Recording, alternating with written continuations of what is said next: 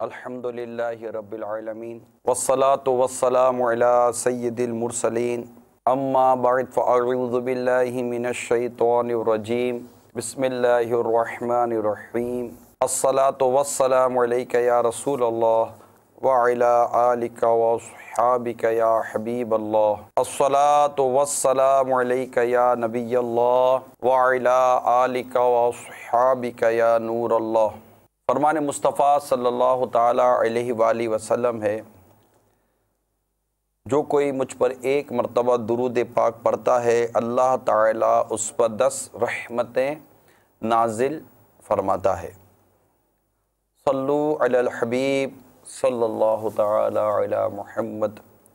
جیسا کہ آپ مدنی چینل پر بارہا سنتے رہتے ہیں کہ ہمارے یہاں نیتوں کے متعلق کافی ذہن دیا جاتا ہے، تو اب بھی آپ جیسے سلسلے میں شامل ہیں تو نیتیں کر لیں تاکہ ہمارا ثواب بھی بڑھتا رہے، کیونکہ نیت آپ جتنی زیادہ کریں گے ثواب اسی قدر بڑھتا چلا جائے گا۔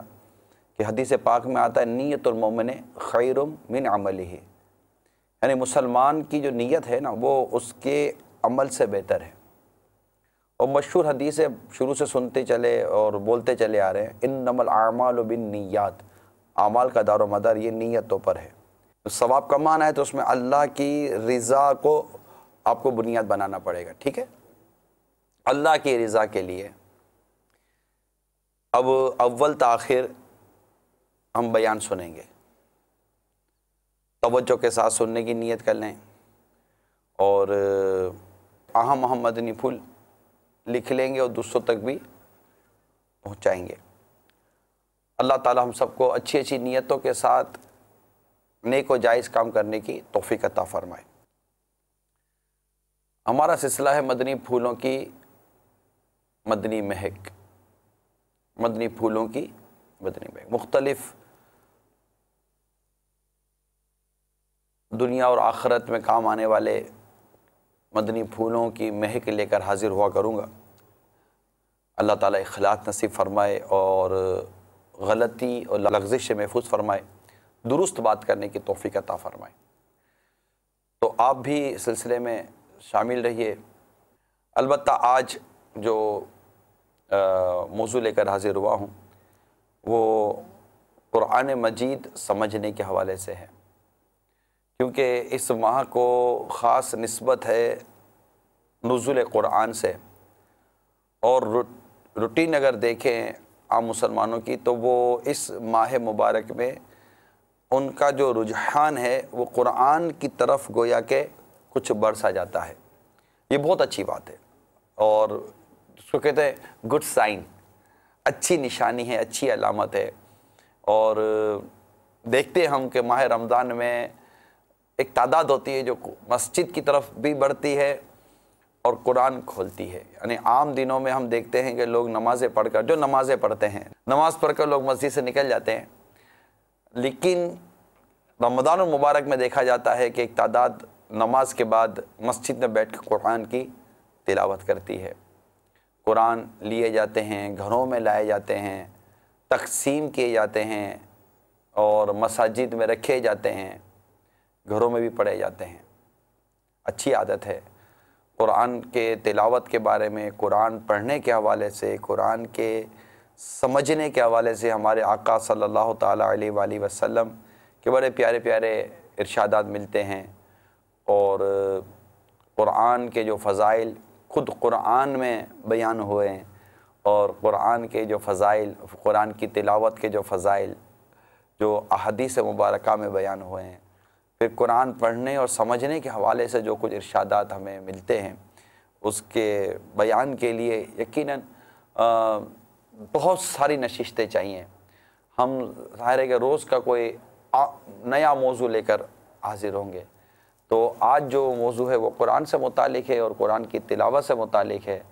تو یہ اچھی عادت ہے کہ ہمیں قرآن زیادہ سے زیادہ پڑھنے کی توفیق نصیب ہوتی رہے۔ میں پہلے چند ایک احادیث مبارکہ سناتا ہوں، پھر قرآن سمجھنے کے حوالے سے انشاءاللہ تعالی چند مدنی پھول عرض کروں گا۔ آپ درود شریف پڑھیے، صلو علی الحبیب صلی اللہ تعالی علی محمد۔ چند حدیثیں سنتے ہیں مزید قرآن پاک کی تلاوت اور قرآن مجید سے محبت پیدا ہوگی۔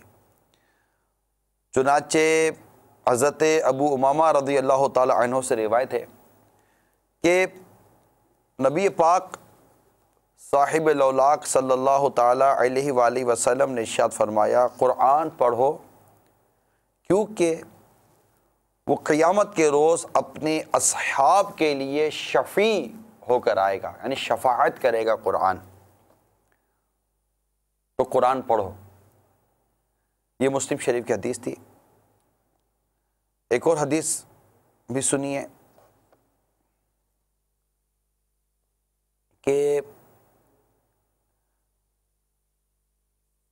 حضرت عبیدہ ملکی رضی اللہ تعالی عنہ سے روایت ہے کہ رسول اکرم صلی اللہ تعالی علیہ وآلہ وسلم نے ارشاد فرمایا، اے قرآن والو، قرآن کو تکیہ نہ بناؤ، یعنی سستی اور غفلت نہ برتو، اور رات اور دن میں اس کی تلاوت کرو جیسا تلاوت کرنے کا حق ہے، اور اس کو پھیلاؤ اور تغنی کرو، یعنی اچھی آواز سے پڑھو، یا اس کا معاوضہ نہ لو، اور جو کچھ اس میں ہے اس پر غور کرو تاکہ تمہیں فلاح ملے۔ اس کے ثواب میں جلدی نہ کرو کیونکہ اس کا ثواب بہت بڑا ہے۔ تو یہ حدیث مبارکہ جو قرآن مجید کی تلاوت سے متعلق آپ کو بیان کرنی تھی وہ کی ہیں۔ اس کے علاوہ بہت ساری حدیثیں ہیں جو قرآن پاک کی تلاوت کرنے کے فضائل پر بیان کی جاتی ہیں۔ اب قرآن ہمیں پڑھنا تو ہے، لیکن پڑھنے کے ساتھ ساتھ ہمیں قرآن کو سیکھنا ہے اور قرآن کو ہم نے سمجھنا ہے۔ یہ ہمارا سمجھے کہ آج کا جو مین موضوع ہے وہ یہ ہے کہ قرآن پاک صحابہ کرام علیہم رضوان بھی سیکھا اور سمجھا کرتے تھے۔ جی ہاں، آپ جانتے ہیں کہ قرآن تو خود عربی ہے، یعنی ان کی تو اپنی زبان تھی، ان کی تو اپنی لغت تھی، ان کی اپنی، جیسے کہ یہ جانتے تھے نا قرآن پاک کو، اور اس کے مطلب کہ یہ جو پڑھتے، جیسے ہم اردو پڑھتے ہیں تو وہ ہماری اردو ہماری زبان ہے، تو عربی ان کی زبان تھی، مگر قرآن پاک کا ایک اپنا ایک انداز ہے، اور اس قرآن کی ایک اپنی فصاحت اور اپنی بلاغت ہے۔ یہ صحابہ کرام علیہم رضوان قرآن پڑھتے، لیکن قرآن کو پھر سرکار صلی اللہ تعالیٰ علیہ وسلم کی بارگاہ میں حاضر ہو کر سمجھا کرتے تھے،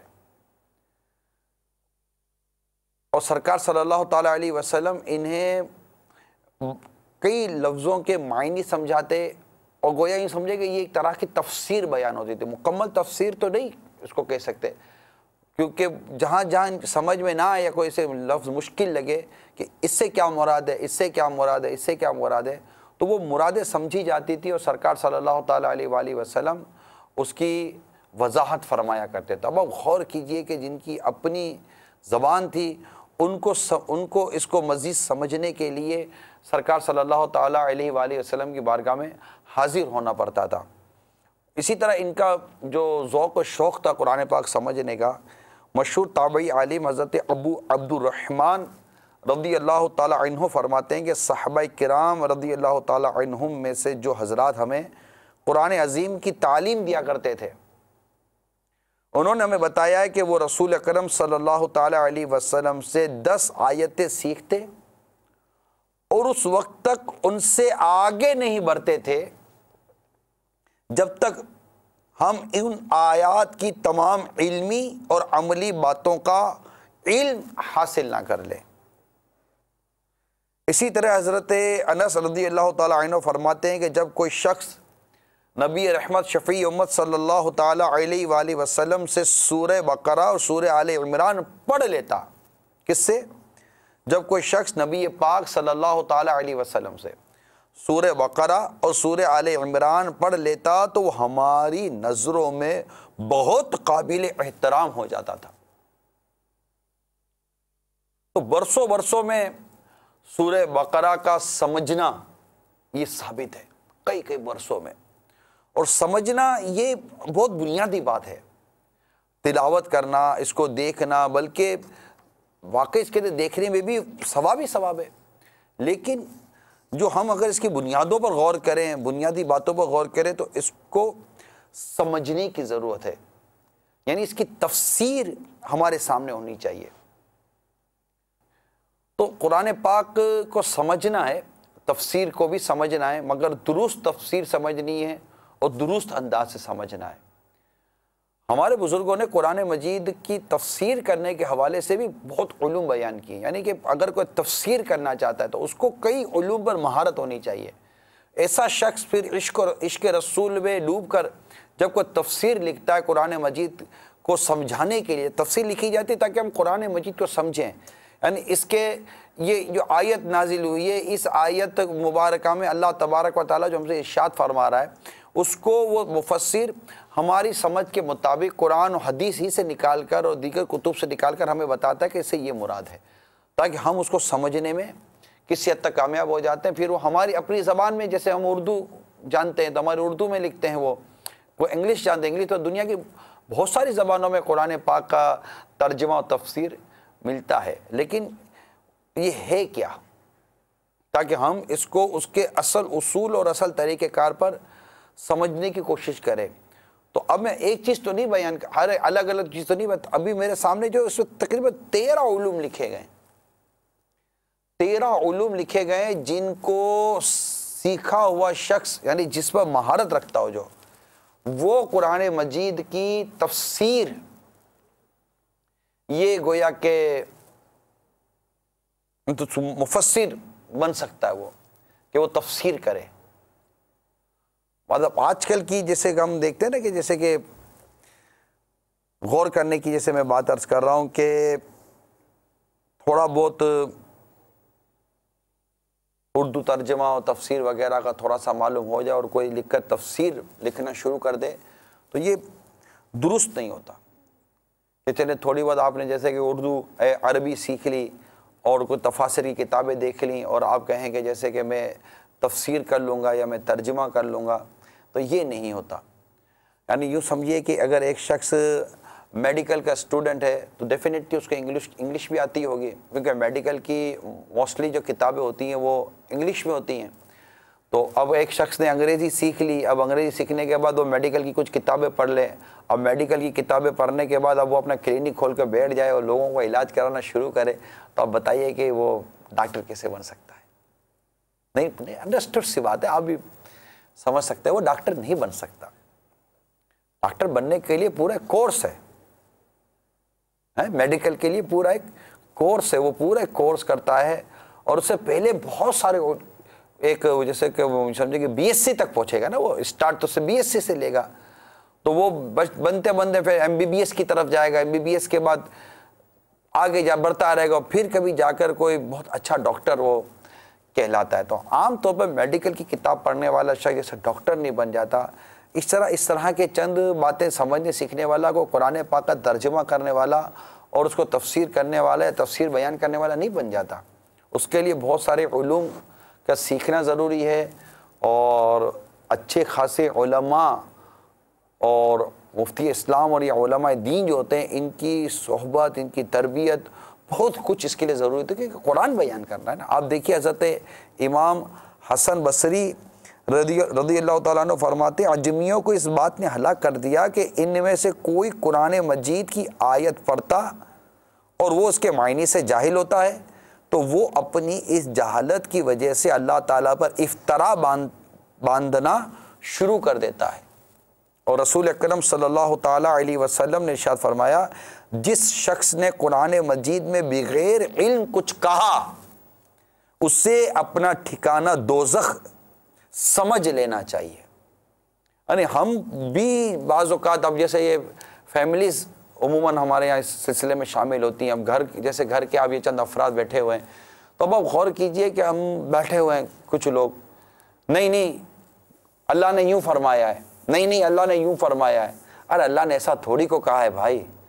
تو اس طرح کی ڈسکشنز ہم کرتے ہیں، قرآن پاک میں یوں ہے تو اللہ نے یوں فرمایا ہے، قرآن میں یوں لکھا ہوا ہے، قرآن میں یوں نہیں لکھا ہوا ہے، ایسا کب کہا ہے اللہ تعالیٰ نے، یوں کر کے ہماری ڈسکشن ہوتی نہیں ہوتی ہے نا۔ تو اب یہ جو اس طرح کی جو ہم لوگ گفتگو کرتے ہیں، ہم کو آتا جاتا کیا ہے؟ کچھ بھی تو نہیں آتا۔ قرآن درست تک تو پڑھنا نہیں آتا اور ہم کہتے ہیں قرآن یوں قرآن یوں قرآن یوں، ہمیں واقعی کچھ نہیں آتا۔ قرآن صحیح تفسیر اگر آپ کی نظر میں تھی اور آپ نے کوئی اس طرح کی چند باتیں پڑھی، سنی اور سیکھی ہیں، سمجھی ہیں، تو یقیناً پھر اس کے اندر آپ یہ ڈالتے، لکھتے اور بتاتے تو ایک بات تھی، مگر ایسا تو بظاہر ہم نے کوئی نہ سیکھا نہ سمجھا نہ پڑھا۔ تو ایسی صورتحال میں میرے پیارے اور میٹھے اسلامی بھائیوں، احتیاط کرنی چاہیے، اور جس بات کا علم نہیں ہے اس بات میں ہمیں پڑھنا نہیں چاہیے۔ تو میں امید کروں کہ قرآن پاک کو درست سمجھنے کی کوشش۔ اب آپ کے ذہن میں سوال ہوگا کہ پھر قرآن پاک سمجھنے کے لیے ہم کیا کریں؟ تو آپ قرآن مجید کی جو بھی تفسیر جو بھی مخطوط المدینہ نے شائع کی، ابھی 3 پارے آئے ہیں، اس تفسیر کو لے لیجئے اور صراط الجنان، اور اس تفسیر کو پڑھنا شروع کیجئے۔ یہ 3 پارے ہیں، انشاءاللہ تعالی جب یہ تفسیر پڑھنا آپ شروع کریں گے، میں امید کرتا ہوں کہ آپ کو دیگر پارے بھی ملنا شروع ہو جائیں گے۔ یہ قرآن پاک کی تفسیر میرے سامنے، صراط الجنان، یہ صراط الجنان تفسیر ہے۔ یہ آپ مخطوط المدینہ سے ہدیتاً حاصل کر سکتے ہیں، اس کو ہدیتاً حاصل کیجئے اور اسے مطالعے میں لے لیجئے۔ مخطوط المدینہ سے لے لیجئے، 240 روپیہ اس کا دیا ہے۔ اور مطلب یہ میں اگر ہمارے کوئی نئے ناظرین ہیں تو ان کو میں یہ بھی عرض کرتا چلوں کہ اس میں کوئی ہمارا کوئی نفع نہیں ہوتا۔ دعوت اسلامی، یہ مخطوط المدینہ دعوت اسلامی کا اپنا وہ اشاعتی ادارہ ہے، اور اس کا نفع نقصان یہ دعوت اسلامی کا۔ میں تو ایک ترغیب دلا رہا ہوں آپ کو کہ اگر آپ قرآن مجید کی یہ تفسیر لے لیں گے، اور اس تفسیر کے اندر الحمدللہ بہت پیارا مواد موجود ہے، اور حدیث کے ساتھ مواد موجود ہے، تفسیر ہے پوری ہے، اور اس میں ترجمہ کنز الایمان میرے آقا اعلیٰ حضرت کا موجود ہے، اور اعلیٰ حضرت کے ترجمہ کنز الایمان کے ساتھ ساتھ اس میں آسان ترجمہ بھی شامل ہے، جو ترجمہ کنز العرفان کے نام سے ہے، آسان ترجمہ ہے وہ اس کو کیا گیا ہے، اور بہت سارے مدنی پھول اس میں آپ کو ملیں گے۔ تو جب اس کو لیں گے، پڑھیں گے، تو انشاءاللہ تعالی بہت زیادہ آپ کو میں امید کرتا ہوں فائدہ نصیب ہوگا۔ قرآن مجید پر عمل کی ترغیب، تو اس پر عمل کرنا چاہیے۔ اس کے متعلق علامہ اسماعیل حقی رحمۃ اللہ تعالیٰ علیہ فرماتے ہیں کہ اللہ تعالیٰ کی کتابوں سے مقصود ان کے تقاضوں کے مطابق عمل کرنا ہے، نہ فقط زبان سے بھی ترتیب ان کی تلاوت کرنا۔ اس کی مثال یہ ہے کہ جب کوئی بادشاہ اپنی سلطنت کے کسی حکمران کی طرف کوئی خط بھیجے اور اس میں حکم دے کہ فلاں فلاں شہر میں اس کے لیے ایک محل تعمیر کر دیا جائے، اور جب وہ خط اس حکمران تک پہنچے تو وہ اس میں دیے گئے حکم کے مطابق محل تعمیر نہ کرے، البتہ اس خط کو روزانہ پڑھتا رہے، تو جب بادشاہ وہاں پہنچے گا اور محل نہ پائے گا تو ظاہر ہے کہ وہ حکمران عتاب بلکہ سزا کا مستحق ہوگا، کیونکہ اس نے بادشاہ کا حکم پڑھنے کے باوجود اس پر عمل نہیں کیا۔ تو قرآن بھی اسی خط کی طرح ہے جس میں اللہ تعالیٰ نے اپنے بندوں کو حکم دیا کہ وہ دین کے ارکان جیسے نماز، روزہ وغیرہ کی تعمیر کریں، اور بندے فقط قرآن مجید کی تلاوت کرتے رہیں اور اللہ تعالیٰ کے حکم پر عمل نہ کریں، تو ان کا فقط قرآن مجید کی تلاوت کرتے رہنا حقیقی طور پر فائدہ مند نہیں۔ تو قرآن مجید میں جو احکامات لکھے گئے ہیں، ذرا ہمیں اس پر عمل کرنا ہے نا، کہ رب تعالیٰ نے یہ فرمایا، یہ فرمایا، یہ فرمایا، یہ کرو، یہ کرو، یہ کرو، یہ نہیں کرو، تو ہمیں ان احکامات پر عمل کرنے کا قرآن مجید میں ارشاد فرمایا گیا ہے۔ اور اگر ہم عمل نہ کریں، اور جیسے کبھی بیان ہوا کہ خط و روز پڑھ رہے ہیں مگر وہ جو احکامات دیے گئے اس پر عمل ہی نہیں ہو رہا، تو اس کا کیا ہوگا؟ یا پھر کسی کو کوئی خط بھیجا اور وہ پڑھ ہی نہیں رہا ہے، اور اس نے خط نکال کے وہ رکھ دیا، تو اب بتائے اس کا کیا؟ تو تلاوت نہ کرنے والوں کو بھی سوچنا چاہیے کہ ہمارے پاس ہمارے رب کا کلام ہے، قرآن مجید ہے، فرقان حمید ہے، اور اس میں شفا ہے، اس میں برکت ہے، اس میں کیا نہیں ہے، اس میں ہدایت ہے۔ ہم اس کو لیں، اس کو پڑھیں اور اس کو سمجھیں، اپنا وقت نکالیے، اپنے جذبے کو باقی رکھیں۔ ابھی اب قرآن کی طرف آئیے، قرآن اٹھائیے، قرآن کو پڑھیے، زندگی کے مقصد کو ہم سمجھیں کہ ہماری زندگی کا اصل مقصد کیا ہے، اور ہم کیوں دنیا میں بھیجے گئے ہیں، ہمیں کیوں پیدا کیا گیا، اس کو سمجھنے کی کوشش کیجیے، اور اس میں قرآن ہماری رہنمائی کرے۔ جو میں نے آپ کو تفسیر کا حوالہ دیا، آپ اس کی طرف آئیے کہ قرآن ہماری رہنمائی کرے گا۔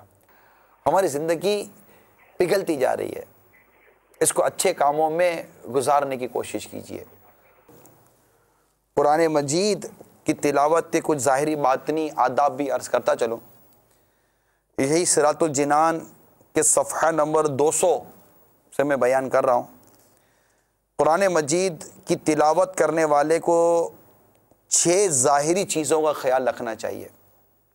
باوضو ہو کر، قبلہ رو ہو کر، مؤدب ہو کر، یعنی باادب ہو کر، عجز اور انکساری کے ساتھ، تواضع اور انکساری کے ساتھ بیٹھے قرآن پڑھنے کے لیے، آہستہ پڑھے اور اس کے معنی میں غور و فکر کرے۔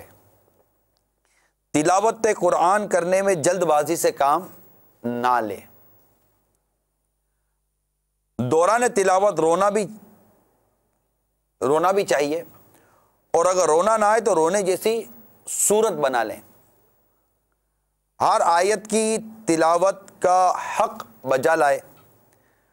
اگر قراءت سے ریاکاری کا اندیشہ ہو یا کسی کی نماز میں خلل پڑتا ہو تو آہستہ آہستہ تلاوت کرے۔ جہاں تک ممکن ہو قرآن پاک کو خوش الحانی کے ساتھ پڑھے، اچھی آواز کے ساتھ پڑھے۔ اور اس کے 6 جو باطنی آداب ہیں، باطنی چیزیں ہیں جن کا خیال رکھنا چاہیے، وہ یہ ہیں: قرآن مجید کی عظمت دل میں بٹھائے۔ قرآن مجید پڑھنے سے پہلے اللہ تعالیٰ کی عظمت دل میں بٹھائے اور خیال کرے کہ یہ کس عظیم ذات کا کلام ہے اور وہ کس بھاری کام کے لیے بیٹھا ہے۔ قرآن کریم کی تلاوت کرتے وقت دل کو حاضر رکھے، ادھر ادھر خیال نہ کرے، برے خیالات سے دل کو آلودہ نہ کرے، اور جو بے خیالی میں پڑھ چکا اسے اثر نو توجہ سے پڑھے۔ ہر حکم کے معنی میں غور و فکر کرے، اگر سمجھ میں نہ آئے تو اسے بار بار پڑھے، اور اگر کسی آیت کے پڑھنے سے لذت محسوس ہو، بڑا خوبصورت مدنی پھول ہے یہ، اگر کسی آیت کے پڑھنے سے لذت محسوس ہو تو اسے پھر پڑھے، کہ یہ دوبارہ پڑھنا زیادہ تلاوت کرنے سے بہتر ہے۔ میں جب یہ مدنی پھول میں نے پڑھا تو آج سے کچھ برسوں پہلے مدنی چینل پر ایک سلسلہ ہوا تھا، وہ حج کے ایام میں، شروع کے دنوں میں، جس میں حضرت ابراہیم خلیل اللہ علیہ نبینا علیہ صلاۃ والسلام کی سیرت کا بھی بیان تھا۔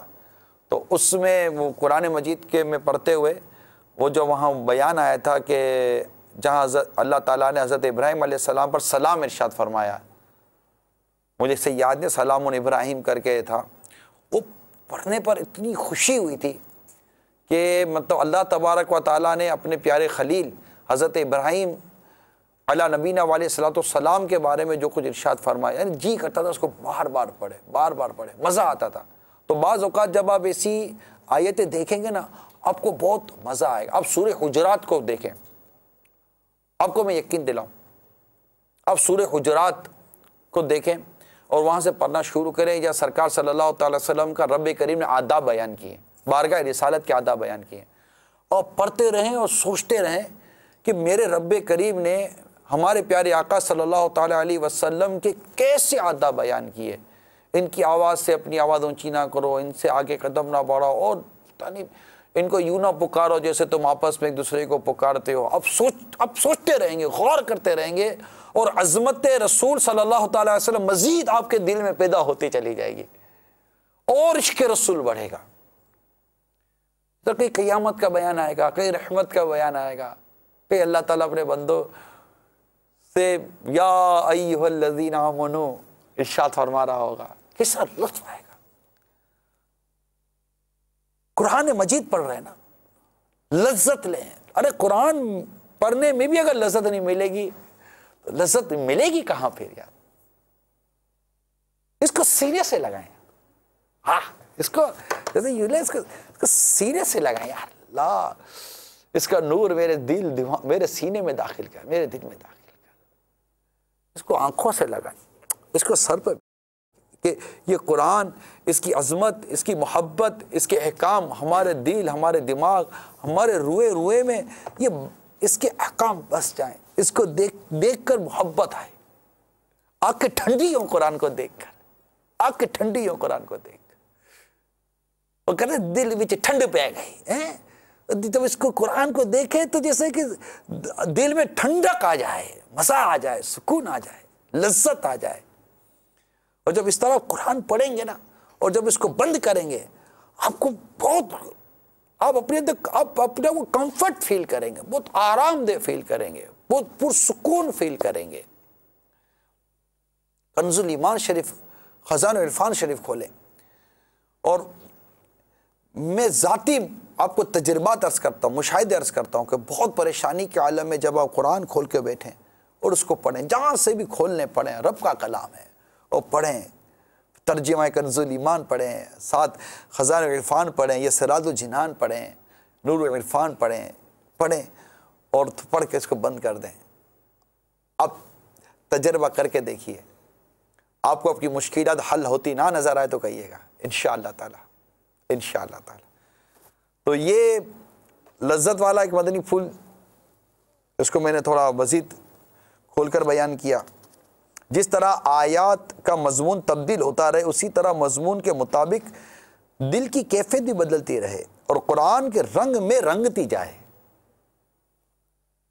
قرآن مجید کی تلاوت اس طرح کرے کہ گویا یہ قرآن اللہ تعالیٰ کی بارگاہ سے سن رہا ہے, اور خیال کرے کہ ابھی اس ذات کی جانب سے سن رہا ہے.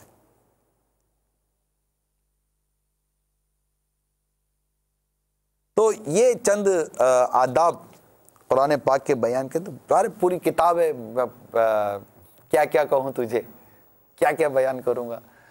البتہ یہ ضرور میں عرض کرتا چلوں کہ رمضان مبارک کے اس مہینے میں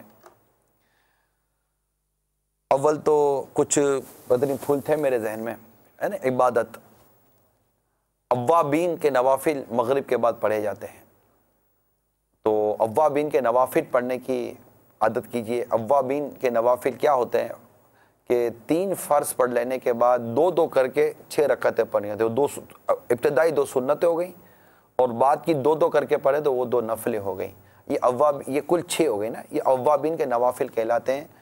اور فرض کے بعد کوئی بری بات نہ کرے اور یہ 6 نفل پڑھے, یہ 6 رکعتیں پڑھ لیں, جس میں 2 شروع کی سنتیں ہو گئی مغرب کی, اور 2 کر کے یہ 2 نفلیں ہو گئیں. تو جو یہ پڑھے گا اس کو 12 سال کی عبادت کا ثواب دیا جائے گا. یہ اس کی عادت بنانے کا بڑا اہم موقع ہے. آپ مغرب کی نماز مسجد میں امید کرتا ہوں کہ ادا کرتے ہوں گے, اس کے بعد یہ کر لیجئے.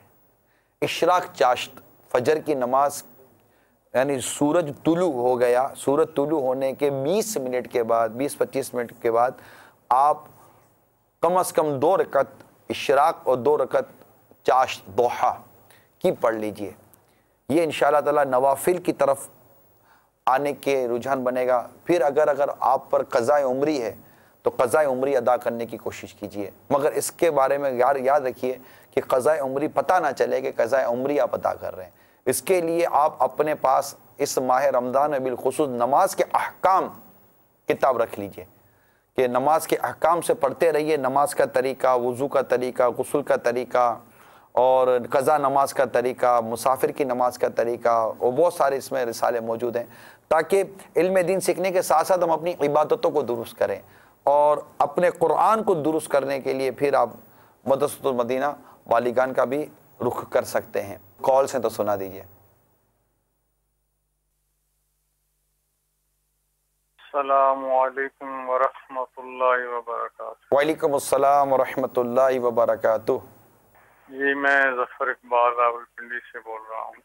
ابھی بیان میں جیسے آپ نے فرمایا کہ گھر کی محافل میں ایسے نہیں بولنا چاہیے کہ قرآن مجید میں یہ لکھا یا قرآن مجید میں یہ کہا، یہ نہیں کہا، تو گویا اگر ہم کوئی قرآن مجید میں کوئی بات پڑھتے ہیں تو کیا اس کو آگے پہنچانا نہیں چاہیے؟ جزاک اللہ خیر۔ آمین۔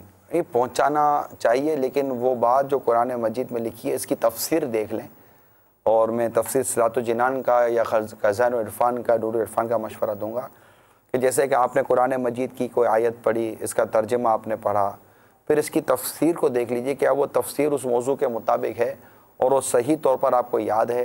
پھر بہتر اس میں عمدہ طریقہ یہ ہے کیونکہ قرآن کے متعلق بات کرنے جا رہے ہیں نا، تو اس کے لیے آپ پہلے کسی عالم سے بات کر لیں، رابطہ کر لیں کہ میں اس طرح اگر کر سکتا ہوں تو کیا میں اسے کر لوں، تاکہ ہم مطلب وہی بات کریں جو قرآن بیان کرنا چاہتا ہے، ہم اپنی طرف سے کوئی بات کہنے والوں میں شامل نہ ہو جائیں۔